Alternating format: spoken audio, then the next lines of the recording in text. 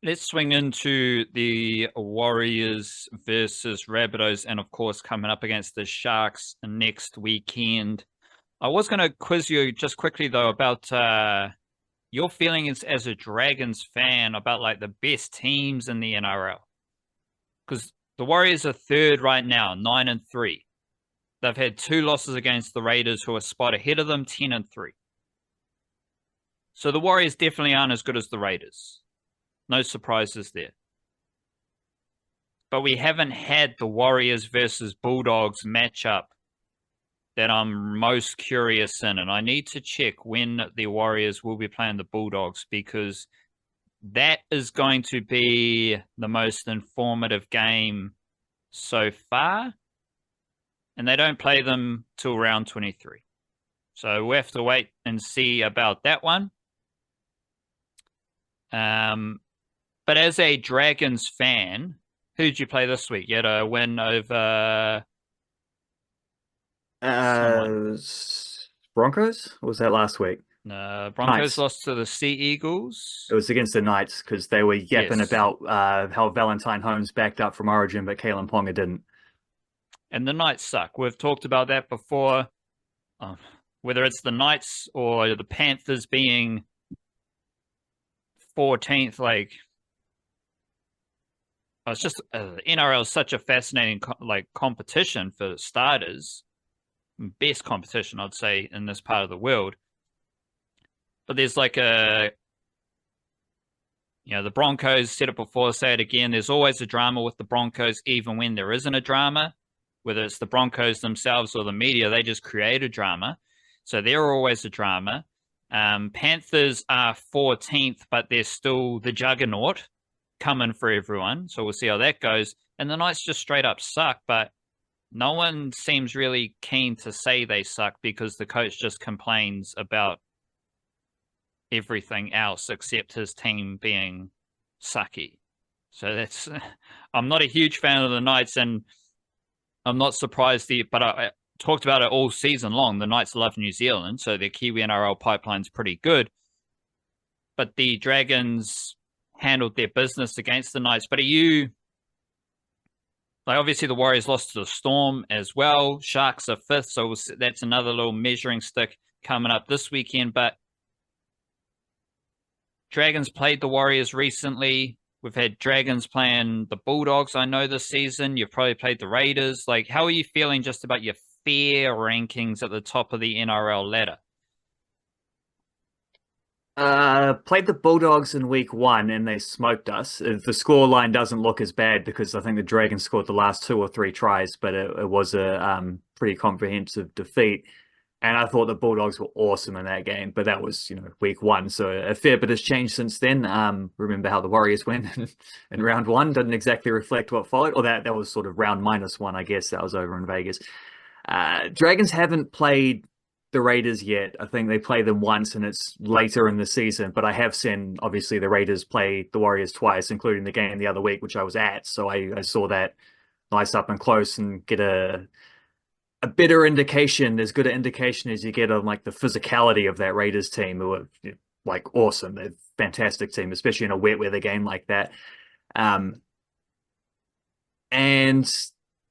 they look pretty good. I think one difference between me speaking from a Dragons perspective and someone speaking from a Warriors perspective is that the Warriors also got thrashed by the Storm, and the Warriors always lose to the Storm. So they'd probably have that a little higher up, whereas the Dragons, they beat the Storm. So I don't have to worry about that, but I do think I think the table probably tells a fairly clear story. I would have the Bulldogs and then the Raiders, but yeah, we'll see, because the Raiders, no, they haven't. They haven't even had a bye yet, so they've got 3 points coming their way. Free as in FREE, 2 free points like coming their way, so they might well be first by the end of Origin period once that sort of wraps up. So they're those 2 teams I think are a little bit of a step above. The Warriors might be, from my perspective, pushing towards that. Warriors and the Storm, I would say, and maybe a bit of Cronulla, because that'd be an interesting test on the weekend when the Warriors do play against the Sharks there, just to see how that one matches up. But I would say tier 1 is Bulldogs Raiders. And that's not very hot takey because that is actually what the table says. So they're the Rams and Saints of the NRL. And the Panthers must be the Nelson Giants. Sorry, the Penrith Panthers, not the Indian Panthers. Gotcha. Sorry, the Indian Panthers are the what's the team in Perth? The one that doesn't exist. Give them a chance, give PNG a chance to. Well, I didn't say PNG, I don't want to be unfair on that. Either team. You don't want to put the Indian Panthers curse onto a team just entering their first season of the NRL, because we know how that ends. Yeah, be like if the Bears or the PNG team just like shit the bed mid-season, stopped paying their players, and would never start paying their players. Had no financial foundations to stand upon aside from the large government donations they all receive. So, in summary of what you were saying, like the Warriors versus Rabbitohs, Warriors versus Dragons, Warriors versus Cowboys, Warriors versus Dolphins, Broncos, we've seen those games. I have no fear about the Warriors scoring points against those teams. And it was the same against the Rabbitohs. Like every time the Warriors had a bit of momentum, they were able to score a try. And same thing that happened against the Cowboys. We've had games against the Dolphins and Broncos in this last kind of cycle as well. And so but the game against the Raiders, I'm like, what can the Warriors do to score points? Because I don't know if we're going to score points the next time we go down their end of the field, or more accurately, the next time we get a bit of momentum, quick play the balls, meters, how can the Warriors score a try? How confident am I that they will score a try? Against the Rabbitohs, very confident. The Rabbitohs couldn't stop the Warriors. So that's all good. And it's the same vibe for the Cowboys. Like the Cowboys, they can score 30 points, but they're going to concede 40. Dragons are a bit more gritty, but I never felt like they were going to stop the Warriors. So it's not going to be a 30-40, but it's it was a 15-14. It was a 15-14 because the Warriors didn't really play that well. And that's the other theme of the last few weeks. The Warriors haven't played very well, but they keep winning. And this is fantastic. Of course, they lost against the Raiders, but the win against the Rabbitohs was very similar to wins over the Cowboys, Dragons, Broncos, Dolphins, and another team. Can't remember. Maybe the Knights in Christchurch. And I was thinking about the Warriors, they would have won easily if the Rabbitohs didn't have Latrell Mitchell. And they won a close game because the Rabbitohs had Latrell Mitchell. And Latrell Mitchell, that dude's good at rugby league. He's one of those players where you're just like, there's no one else like Latrell Mitchell on the planet. Like someone that big, that strong, that powerful, who can also pass, who can also kick. With exquisite timing, precision, and skill. Same way I don't really think there's anyone like Nelson Asofa-Solomona, who's that big, but is so mobile and so agile that he keeps making tackles around the legs. And so there's this thing okay, well, how much is Latrell Mitchell worth? He's probably worth 12 points because he's going to influence 2 tries and he's going to convert them. So you get 12 points there. And I think there were 3 tries that were directly from Latrell Mitchell. So at some point, it's just okay, there's the Latrell Mitchell tax that you need to pay if you're the Warriors playing against the Rabbitohs in that game. And things got a little bit funkier because there were 2 injuries in that game. One to Mitchell Barnett, one to Rocco Berry. Rocco Berry played 60 minutes at right centre. And the Warriors did all right to shut down some of the Rabbitohs attacks with Rocco at center. He leaves the field, and they were still just good enough to stop enough of the Rabbitohs attacks with Kurt Capewell at center. And this is a beautiful thing about the Warriors roster that we've talked all season about. What happens if there's an injury at center? Well, Kurt Capewell just plays center. And he does a really good job. But to do that, you need Marata Niukore to play equally as well as a middle forward and an edge forward. And you also need Leka Halasima to be equally as good at right edge and left edge. Because that happened against the Rabbitohs. And that happened, there was that shuffle on the right edge.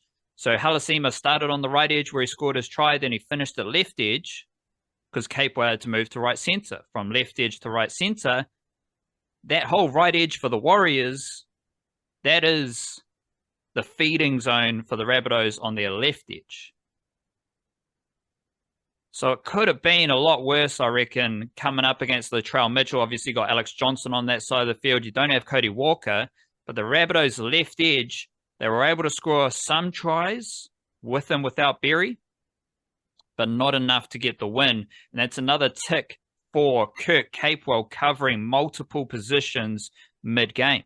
The other injury was to Mitchell Barnett. And this is a fascinating little glimpse into something we always talk about with the Warriors as far as the headliners and what the Warriors are actually doing. There's a fair amount of doom and gloom about Mitchell Barnett. Like after the game, I don't know whether this is the fact that Barnett plays Origin, does his Wednesday night shift at another job we don't really care about, but the Australian perspective is all about Barnett. Can he show up to work on the next Wednesday shift? And then, but you've also got the New Zealand media who's like, damaging blow to the Warriors with a major injury to Mitchell Barnett, and all the post-match wash-up is about Mitchell Barnett. And obviously we love Mitchell Barnett. But I'm not scared. I'm not scared now because I've seen the Warriors win multiple games, some of which were in Australia, without James Fisher-Harris. And I, being from New Zealand, think James Fisher-Harris is better than Mitchell Barnett. And the Warriors won without James Fisher-Harris. So that frames my perspective on this next period, which is the rest of the season, without Mitchell Barnett. And as Mitchell Barnett was, he was on the ground, became clear that he wasn't going to keep playing. So, okay, what happens next in this game for the Warriors? Well, Jackson Ford might just play the rest of the game because that's usually what happens. Because Jackson go forward is awesome. And we've come a long way since round one. We are now here in another week where Jackson Ford is awesome. And what happened after the injury to Barnett? Jackson Ford came on the field and he played the next 59 minutes straight. And what did Jackson Ford do in those 59 minutes? He had 15 runs, which looks to me, yep, that is the most of all Warriors forwards. And he had 151 meters. First and foremost, 10 meters per run. And that is the norm for Jackson go forward. He is not known in my whare as Jackson go forward because he goes backwards. He goes forwards. Jackson Ford is averaging 10 meters per run with ease. That's 151 meters, and yep, that is the most of all Warriors forwards. Now, obviously, he also had 37 tackles, can't overlook that, and nor can we overlook his grubber to set up the try for Rocco Berry. I wasn't going to let you overlook that. No way. It was a crisp grubber, I will say that. Perfect end over end, accurate touch, precision. The skills that are basically the opposite of how Jackson Ford plays rugby league in the middle in the NRL. So I've seen the Warriors win without Fisher Harris, and I have been tracking too much for my own good because I got down in the dumps with Jackson Ford after round 1. And I'm sorry to Jackson go forward.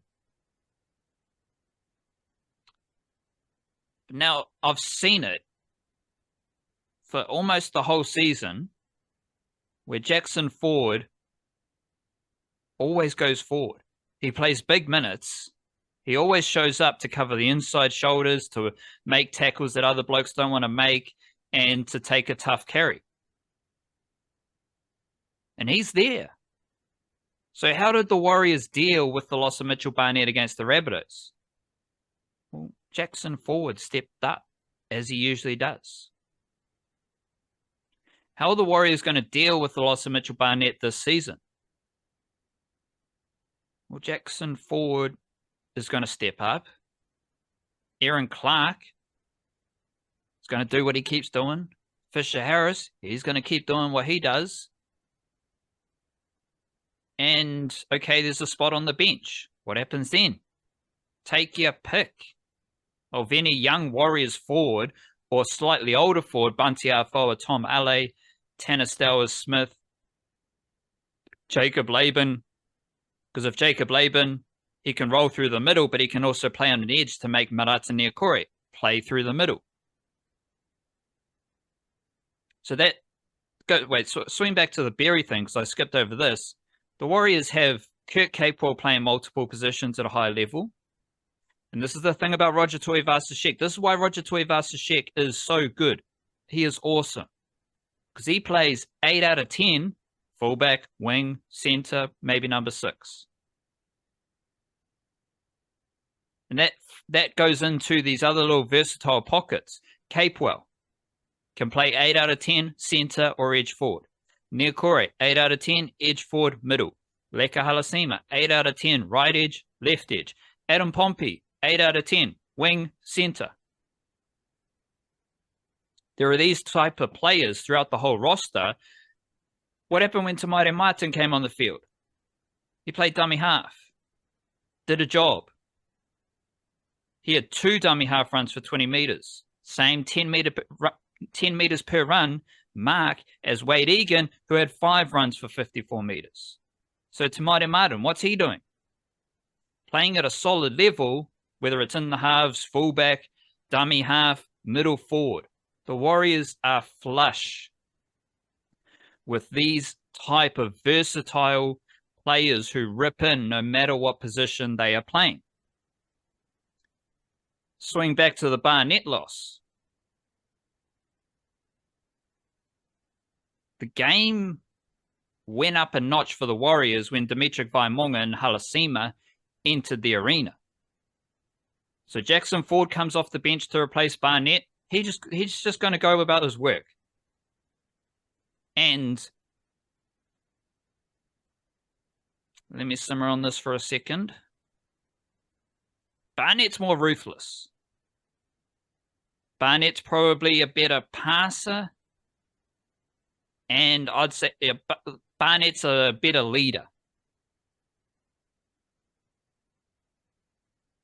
Jackson Ford isn't like that far behind Mitchell Barnett with the way he's playing right now. Like, Mitchell Barnett doesn't have 15 runs for 150 meters that often. He might have 15 runs for 140 meters, 130 meters. So, like, we've seen it all season, very confident in Jackson Ford and his ability to step up because he literally just did it against the Rabbitohs. But then you've got the Halasima Vaimauga punch off the bench. And that reminded me that Halasima's best role right now is off the bench. I've been brewing that for a couple of weeks, and it's just a different game when Halasima's coming off the bench. Like, the first thing there is that he's fresh coming up against tired edge defenders. And the thing against the Rabbitohs, he came on with Vaimauga. And when Vaimauga came on, he was offloading. Vaimauga had 3 offloads, which was the most of any player in the game, and also the most in a game he's had this in his career. He had 1 offload in his 2 seasons combined. This season, he's got 7, 3 of which came in the game against the Rabbitohs. Halasima will develop into an 80-minute edge forward. Right now, the best Warriors team has him coming off the bench, where he's fresh against tired defenders. And ideally, you get him the ball off an offload. So either you offload to Halasima, which only amplifies him being fresh coming up against tired defenders, just had an offload, now they've got a re-up on Halasima. Like, he's fast, powerful, strong, freaky. Or you offload and then you pass to Halasima. And this is exactly what happened for his try. And this try was one of the key things for me that just summed up where the Warriors are at right now. A lot of the highlights you see, though, don't have Vaimauga starting the motion. And I'm going to pull up the GIF, the GIF, the BIF, the GIF. Because I made a GIF of Vaimauga's run. The Warriors are rolling downfield. Egan out of dummy half goes left, passes back to Vaimauga on the right. So that's Wade Egan. We'll get into Egan in a jiffy, because shout out to Charnze Nicoll-Klokstad and Wade Egan, the barometers. Vaimauga gets the ball from Egan. He does a step, right foot step, fend, bump, roll, offload.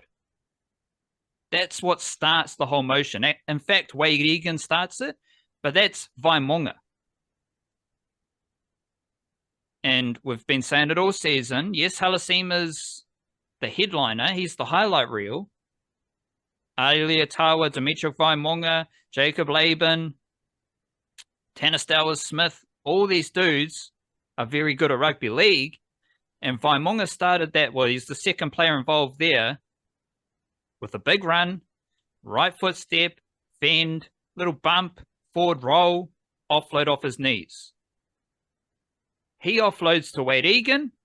Wade Egan passes to Charnze Nicoll-Klokstad, who offloads back to Egan. Egan straight away passes to Halasima. And I would add in this play, Halasima's playing right edge, which means the Warriors have a middle forward trio of Niokore, Vaimauga, Jackson forward.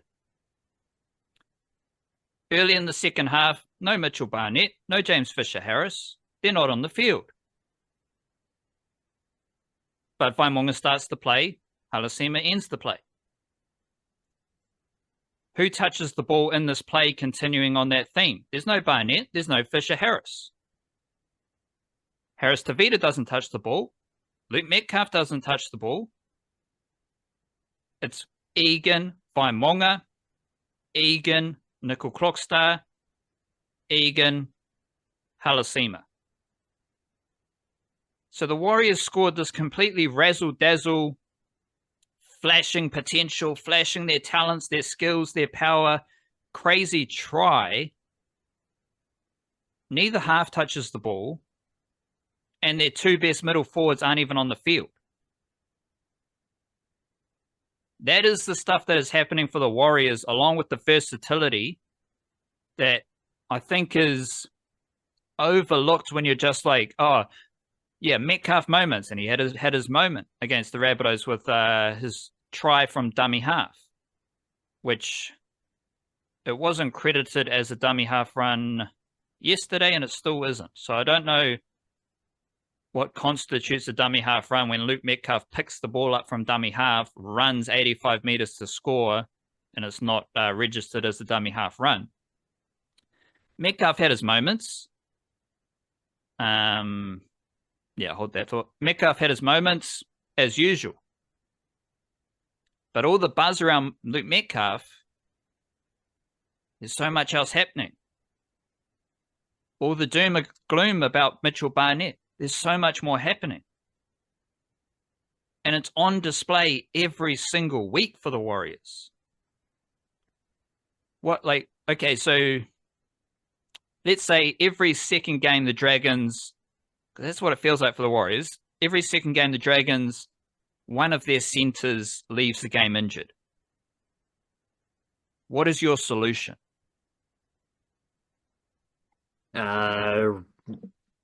Rolled up in the fetal position and cry. I'm not sure. Valentine Holmes had to play 2 games in like 4 days, 3 days, something like that, in order to not have to worry about that. So there might be a difference in depth between those two teams. It's not depth; it's versatility. That because too. You don't. I'm not saying for sure, because I'm sure if we thought about it for 10 minutes, we'd come up with solutions. Someone would move to center, whatever.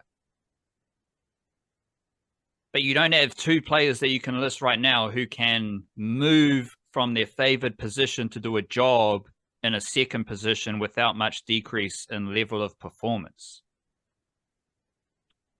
The Warriors have that in every single positional bracket.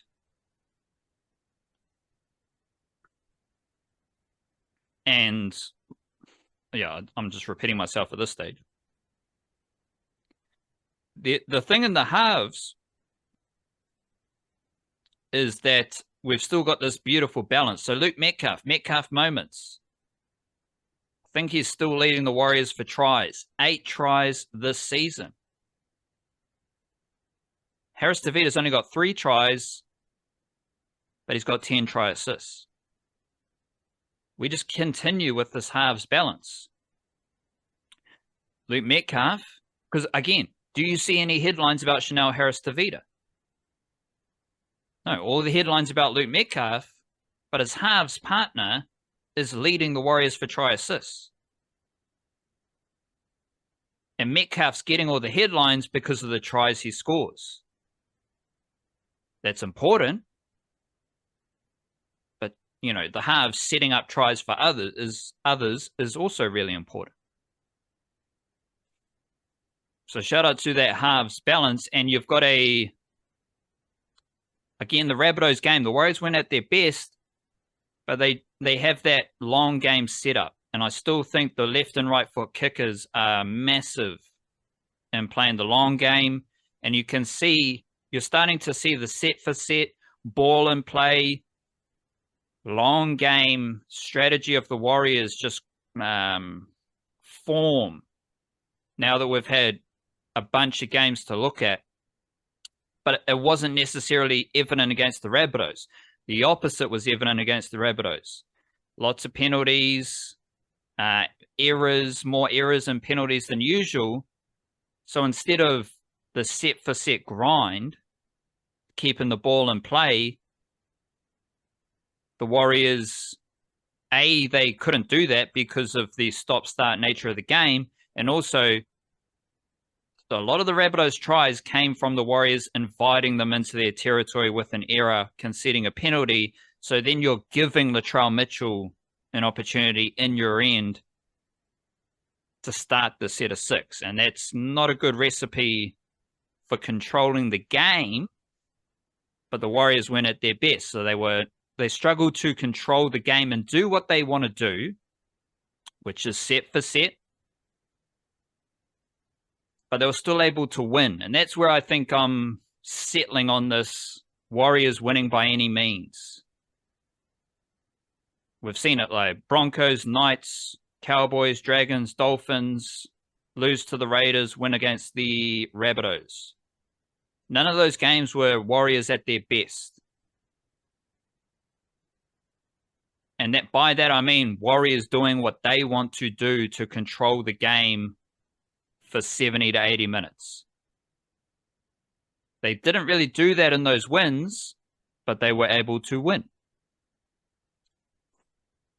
One key factor in that set-for-set grind, and I did actually have to turn off the commentary. Like, the commentary was a bit crazy. And I actually turned on some BFM and listened to music. So that was good time. Because but some of these games, it's like the Australian commentators, they're all in depth against the about the other team, the Rabbitohs. They know all the key points. They've got their observations to make. They know the good, the bad. They've got the coaching stories. It's all there. And then they've been given a brochure about the Warriors. They've been given a brochure about the Warriors, a leaflet, a pamphlet from 10 years ago. And they just say the most basic shit you can say about the Warriors. And quite often, the Australian commentators pretend as if the Warriors aren't winning the game. Like, the Warriors haven't just smashed their opposition for 10 minutes, and then the commentators say, well, the Rabbitohs are really on top here. Well, no, I've just seen the Warriors fold up the Rabbitohs time and time again with aggressive wrestling, but the Rabbitohs are on top. So, what is one of those sayings we hear often from the block? His favorite observation is when forwards don't get behind to play the ball, which is, I think that's kind of racist, like, because he often brings it up about the Warriors. And again, it's a brochure they're reading off from 10 years ago. So, okay, you got the Warriors, big forward pack, tired forwards, they're not getting behind to play the ball. Well, who's the dude who does it the most? Fisher Harris. Who's the fittest forward at the Warriors? It's probably Fisher Harris. Who's the guy who's won 4 premierships in a row doing this exact same thing? It's Fisher Harris. Why does he do that? Because he knows he doesn't need to take a run for the first 4 runs. Ideally, he doesn't need to take a run at all. Because the Warriors get to halfway, Fisher Harris has walked 20 meters. Sounds pretty smart to me. Save your energy. Let the boys bring the ball to you. You don't even need to take a run. And then you're there to lead the kick chase. And you do it again. First of all, that's a key observation when you're watching rugby league. Because who cares if your players are slow to get behind to play the ball? Every team does this. It's not like, oh, this team's got really good, their outside backs are so involved. No, every team, their outside backs start the set. This isn't a unique thing for one team. We've seen it for 5, 7, 10 years, 15, 20 years. The fullback, the winger, the center, they take the first few runs. That is nothing unique. That is nothing new. And if you've got really good runners, your middle forwards don't even need to take a run. They just use their energy for defense. And that tells me again about the keeping the ball in play, set for set, repeat long game cycles, because that's what Fisher Harris does best. In those moments, if you keep the ball in play, he'll make his tackles, and then he walks 20 meters, and he's starting another defensive set. That's the flow that Fisher Harris wants to get into, that the Warriors want to get into, but it's a flow that they haven't quite been able to achieve in recent weeks, but they're still winning. Then we get to Charnze Nicoll-Klokstad. I understand why people, they want a Latrell Mitchell at fullback. They want a Reece Walsh at fullback. They might even want to Keanu Kinney at fullback. But Charnze Nicoll-Klokstad is just a different type of fullback that is very useful, very important for this Warriors team. Because he, like that set for set ball and play, well, what happens when you're trying to do that? You got this dude at fullback who's taken 28 runs for 339 meters.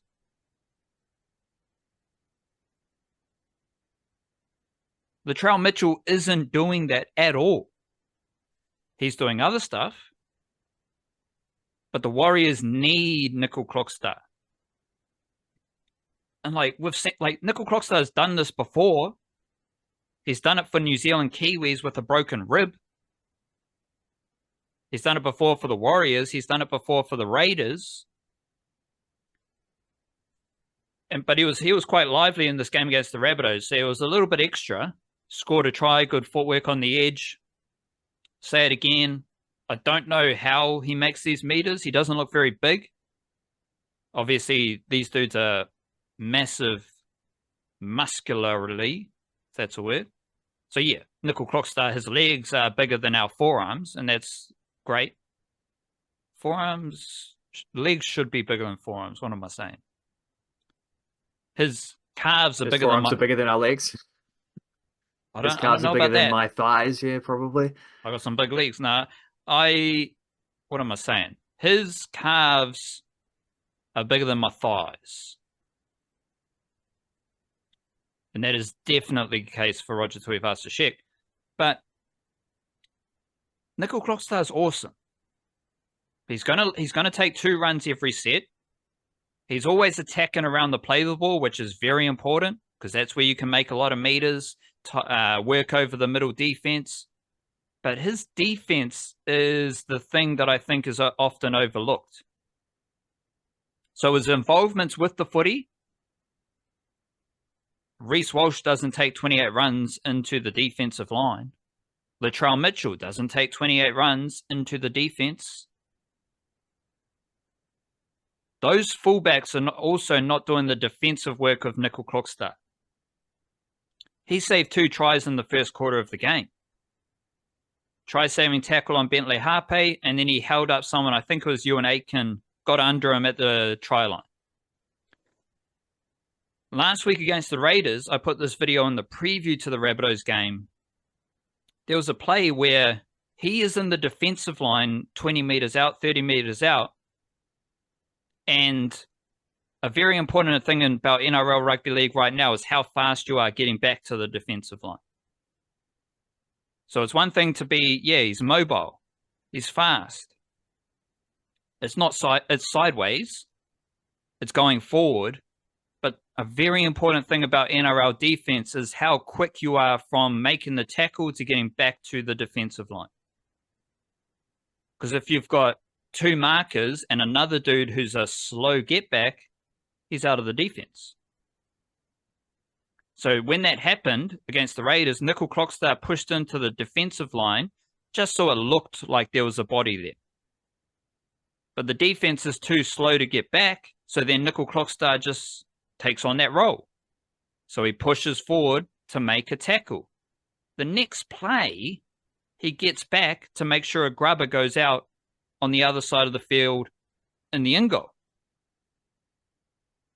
So as fullback, he steps into the defensive line, pushes forward to make a tackle. Then the next play, he goes from marker 20 meters out on the right side of the field to ushering the ball dead on the left side of the field. That is Nicoll-Klokstad. We've seen him when he's on the try line. He's telling people where to go. He's dragging them. He's pulling them this way and that way. And he's doing all that while having the most runs, the most run meters, the most post-contact meters, and the most tackle breaks for his team. Yeah, he doesn't throw a cutout pass. Sure, he's not that fast. But he is a winning player, leading the effort and intensity and winning mana of this team. And there's a lot of things that I think are easily overlooked in the Warriors team and in their system, as we'll talk about in a jiffy. But there is no one player. There's no one thing that the Warriors are good at. They suit us because there's so much nitty-gritty going on. There's so many different things that are helping them win games right now that they aren't playing their best in. And I'm having a lot of fun getting deep into the mangroves, deep into these estuaries of Aotearoa and talking about it, writing about it, and just thinking about it.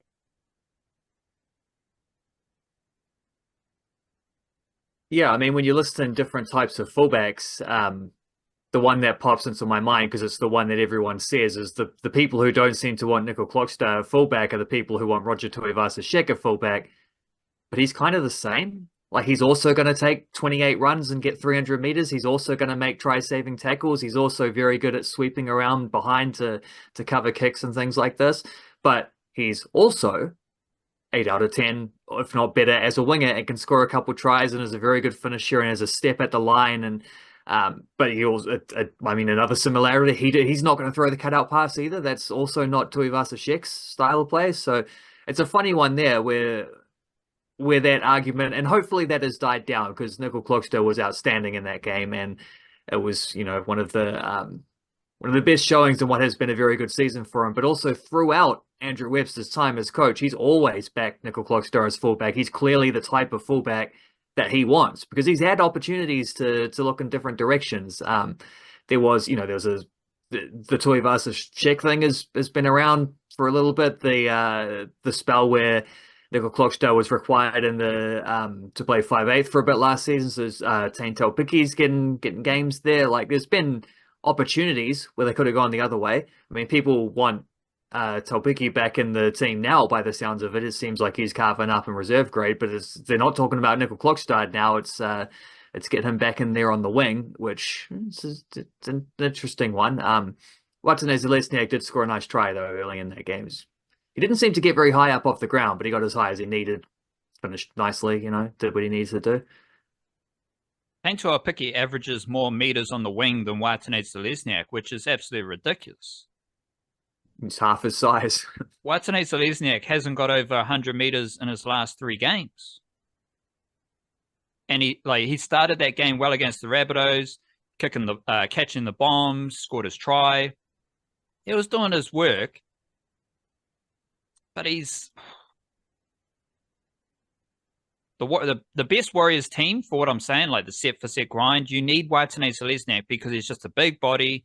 He should be running hard. He should be making meters. He's not doing Nicoll-Klokstad, Tuivasa-Sheck 20 runs, 200 meters. But against the Rabbitohs, he had 12 runs for 88 meters. That needs to be... Trying to do the math in my head there. It's not 10 meters per run. It's not even 8 meters per run. That needs to be 12 runs for 100 meters. That needs to be 15 runs for 120 meters. If that's it, all good. But there's not a whole lot of difference right now between Watene-Zelezniak and Taine Taupiki on the wing, which is absolutely crazy. There's no way that should be the case, but it is. And I don't think Taine Taupiki should be a starting winger for the Warriors. He's a very important player in the system of the Warriors. The best Warriors team has Watene-Zelezniak on the wing, but he's just not playing at his best or at the level the Warriors need right now. And that's something I am watching out for. Yeah, it feels like maybe it might just be a case of he missed most of the season, out for a bit of preseason on top of that. So he's just might need a month to get up into the swing of things, but it does feel like there's a little something missing there. But we'll see, because that was, his first game back was the game against the Dragons, and he was terrible in that game. Because I was cheering for the other team, watching. Yeah, kick it to that guy. He's just going to drop it. But he's probably got, slowly but steadily. He's not aiming high, but maybe he's aiming low and far here. He's got a little bit better with each game, so perhaps he's on that. Perhaps he's on that trajectory. I don't know. I agree. But let's just say I agree and keep it moving. Because the Warriors in New South Wales Cup, they also had a win.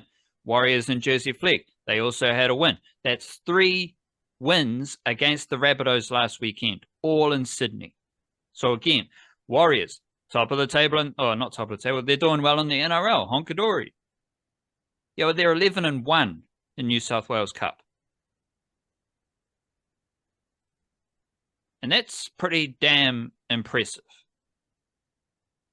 Top 4 for the 3rd season in a row. I got 2 points I want to highlight about New South Wales Cup Warriors. If we're talking about wing, Warriors fans, you don't need to worry because I think Dayon Amatuanai is going to step up as a NRL winger in the next season and a half, year and a half. He keeps doing some great stuff in New South Wales Cup.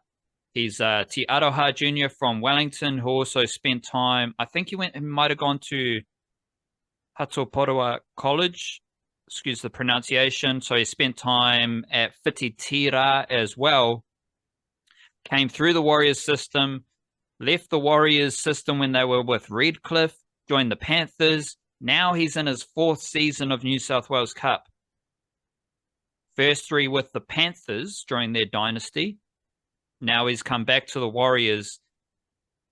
And I think he's a better winger than Sio Kelly. Sio Kelly's a centre.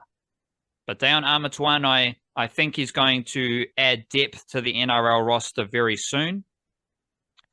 And there's middle forwards ahead of Toby Crosby. Bunty Afoa, Tom Alley, Tanastawa Smith, Kailani going. Right there. And the versatility theme, right, that continues with Eddie Iramia Toiava, continues with Kalis Fatialofa. They play edge, centre, middle, whatever the coach needs. So that is already ingrained in the Warriors pipeline. But Toby Crosby, there's been a bit of a sorting period. So when Ale, Afoa, Stower Smith are available, Toby Crosby keeps his spot on the bench, but you've got guys like Jason Salalilo drop down to under 21s, Harry Durbin, Rodney Tuipulotu-Vea, they drop down to under 21s. Toby Crosby stays there. And Toby Crosby right now, for a team that is 11-1, he is learning and doing the exact role he will have in the NRL. Sure, he will progress from this role to be a starting prop in New South Wales Cup. That will happen. But Toby Crosby is going to, his role when he gets to the NRL will be 20 minutes off the bench. And he is doing that every single week for a New South Wales Cup team that is 11-1. And I think that is going to prepare him very well for that role with the Warriors. And guess what? He's fast. He's powerful. I don't know about his passing game because passing is very important for the Warriors as well as a middle forward. Demitric Vaimauga played in the midfield for first 15 at De La Salle College. What do you need to do there? Pass both directions. Toby Crosby, I think he was more of a number 8 at St.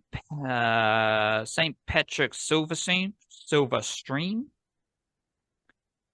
But you still need to be able to pass in rugby union. These are skills that I think have held someone like Bunty Afoa back. He's not very fast, and it's fast and pass. Are you fast for a middle forward? Aaron Clark. Mitchell, Barnett, Fisher, Harris. They started out as edge forwards. So they're mobile, they're agile. Now they're middle forwards. Vaimauga's got those skills. Tanastawa Smith has been learning those skills in the Webster system. Kailani Going has those skills. That's why he's in the Warriors system, even if he is capped at New South Wales Cup. Afoa and Ale have been learning and developing those skills.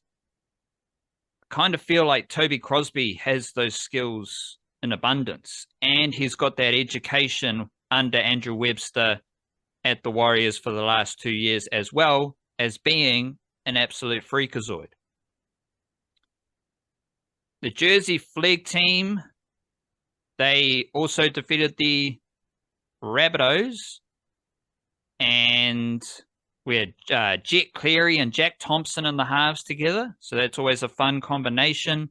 Kahu Kappa, I made a clip of his try involvements. He's playing wing and edge forward. What more do you want with versatility? And Jason Salalilo dropped back down to under 21s after playing a New South Wales Cup for the last few weeks. Jacob Auloa, very impressive as well, and I'm still big on that. Makaya Tafua, who hasn't played New South Wales Cup or any footy for the last few weeks, and Jacob Auloa, hooker / middle forward role. One last thing I just want to add in, we'll try and add it in every week during the NRL season, is just throw up a couple players I'm watching for and tracking in our representative realms. So the New Zealand Kiwis, I've been talking about it all season. Xavier Willison is someone I can see coming into the next squad. He's getting a lot of game time at edge forward for the Broncos, and the Broncos have plenty of bad vibes. So I'm not sure if that's his best role. I'd prefer him as a bench forward for the Kiwis, but we know the Kiwis have a lot of middle forward depth. So it gets a bit tricky trying to select a top 17, especially when you're welcoming back Nelson Asofa-Solomona, who is awesome. And he should be on the bench. As long as he's playing for the Melbourne Storm, he'll be on my Kiwis bench. And if you've got a Nelson Asofa-Solomona, Griffin Neem, you might have Leo Thompson or Nafahu White, depending who's starting, who's on the bench. But you got 3 guys right there. And you need a utility. So then Willison's on the, he's not in the top 17. And if he's not in the Kiwi squad, he's going to play for Cook Islands. So just curious to see how he develops over the rest of the season into possible Kiwis debut. I mentioned Asofa-Solomona. He was awesome last round. I think they had a big win over the Titans. And also Joe Chan got a bit of game time for the Storm. He was part of that New Zealand A game against Tonga a few years ago. That doesn't guarantee that they're going to play for New Zealand. But I think Joe Chan, I think he is the cousin of Jesse McLean. Casey McLean, sorry. And also Jesse McLean, because they're brothers, so he's cousins of them. And if Casey McLean turned down State of Origin and Australia to play for the Kiwis, I think his cousin Joe Chan might do a similar thing, and his father played for the Kiwis, Alex Chan, I think. But Joe Chan, he's from Sydney, spent a lot of time in France, then came to the Storm. And he's coming off the bench, edge forward, middle forward, very good, big body, mobile. Also curious about Taharoa with the Kiwis. Because you got Willison. I should have tied this into Willison, but you got Willison. He's from Taharoa. You've got Tanika Willison, who I think is Xavier's cousin. She is playing NRLW for the Knights. She didn't play for the Kiwi Ferns last year, but I think she's got Kiwi Ferns potential. Then you've got Tamaita Martin and Tain Tuaupiki. And the Tuaupiki Tamaita Martin combo, very good combination for the Kiwis to have as depth. If you are missing a couple of fullbacks, Tain Tuaupiki is very exciting. He'll do a job. If you do need a half or a utility, Tamaita Martin can do the job. Samoa, just recapping the last few weeks, we've got Connolly Lemuelu and Benaya Iowelu. They got the same Elu, but they also have the same Tangaroa College connection. Lemuelu's already played for Samoa. He left Auckland. He went from Tangaroa College, first 15, to Kibra Park High School, and then went to the Tigers before him starting his NRL career. Aiwalu made his debut last week for the Roosters. And then we've got Ata Mariota and Simi Sasangi doing a good job with the Raiders. Mariota's a Manurewa Junior. Sasangi is an Ellerslie Junior. Where does Demitric Vaimauga fit in? He might play for Niue. He might play for Tonga. He might play for Samoa. He might play for the Kiwis. He's eligible for all of them. And he is someone who could play for...